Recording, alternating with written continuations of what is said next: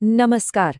आज बात करेंगे चीन की कि आखिर कैसे एक देश कुछ ही दशकों में इतनी तेजी से एक ग्लोबल सुपर पावर बन गया। चलिए आज इसी सवाल की तह तक चलते हैं और उन वजहों को समझते हैं जिन्होंने चीन की पूरी तस्वीर ही बदल दी।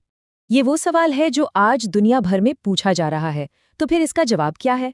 आखिर ये सब कब और कैसे शुरू हुआ? आइए पता लगाते हैं। चीन के इस जबरदस्त उभार का जो सबसे पहला और सबसे मजबूत पिलर है वो है उसकी अर्थव्यवस्था। वो आर्थिक सुधार जिसने इस पूरे बदलाव की नींव रखी। तो ये सारी कहानी शुरू होती है साल 1978 से। एक लीडर थे डेंग श्याओपिंग। उन्होंने एक ऐसा बोल्ड फैसला लिया जिसने चीन का नक्शा हमेशा हमेशा के लिए बदल दिया। उन्होंने दशकों से चली आ रही कम्युनिस्ट आर्थिक नीतियों को कह सकते हैं एक तरफ रखा और मार्केट बेस्ड रिफॉर्म्स को गले लगाया। ये एक तरह की क्रांति थी जिसने चीन के दरवाजे पूरी दुनिया के लिए खोल दिए। और इस बदलाव का नतीजा जरा ये नंबर देखिए, 9.5%। ये कोई छोटा मोटा नंबर नहीं है।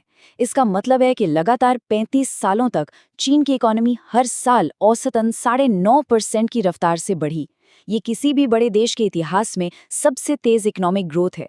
अंदाजा लगाइए, इसका मतलब है कि हर 8 साल में चीन की पूरी अर्थव्यवस्था डबल हो रही थी। जबरदस्त। तो ये कमाल हुआ कैसे? देखिए, चीन ने 4 मुख्य चीजों पर फोकस किया। पहला, उन्होंने बाजार को फैसले लेने की आज़ादी दी। दूसरा, उन्होंने विदेशी कंपनियों को देश में इन्वेस्ट करने के लिए बुलाया, जिससे पैसा और नई टेक्नोलॉजी दोनों आईं। तीसरा, उन्होंने दुनिया भर से व्यापार के लिए अपने दरवाजे खोल दिए और देखते ही देखते दुनिया की फैक्ट्री बन गए। और चौथा, उन्होंने बहुत तेजी से शहर और कारखाने बनाए। तो जब अर्थव्यवस्था इतनी तेजी से दौड़ने लगी तो चीन ने अपनी सीमाओं के बाहर भी अपना असर दिखाना शुरू कर दिया। चलिए देखते हैं कि ये कैसे किया गया। इसे आप मॉडर्न जमाने का सिल्क रोड समझ सकते हैं। चीन का बेल्ट एंड रोड इनिशिएटिव, जिसे BRI भी कहते हैं, एक बहुत बड़ा ग्लोबल प्लान है। इसके तहत सड़कों, बंदरगाहों, रेलवे और पाइपलाइनों का एक विशाल नेटवर्क बनाया जा रहा है जो एशिया, यूरोप और अफ्रीका को आपस में जोड़ता है।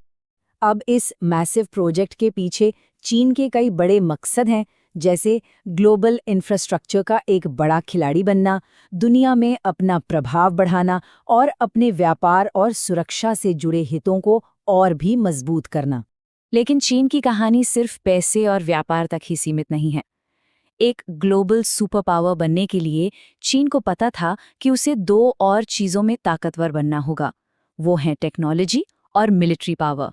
तो चीन की हालिया स्ट्रैटेजी में 2 बातों पर खास जोर दिया गया है। एक तरफ टेक्नोलॉजी